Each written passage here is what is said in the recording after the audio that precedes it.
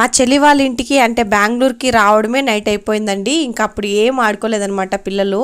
ఇంకా వస్తు దారిలోనే పడుకొని వచ్చారండి. ఇంక ఇంటికి రాగానే పడుకోబెట్టేసరికి అలానే పడుకునేశారు. ఇంకా మార్నింగే ఒక 5 o'clock అంతా లేచేశారండి. ఫస్ట్ చింటూ లేచాడు. చింటూ లేచి నన్ను లేపాడనమాట. ఇంకా మేమిద్దరు లేచేసరికి ఇంకా అందరూ ఒక్కరొక్కరే లేచేశారండి. అంటే మేము రూమ్లో ఉన్న వాళ్ళు మొత్తం లేచేసాము. హాల్లో ఇంకా పడుకొని ఉన్నారు. ఇంకా వీళ్ళు వాళ్ళని కూడా డిస్టర్బ్ చేసి లేపిచ్చేస్తారు.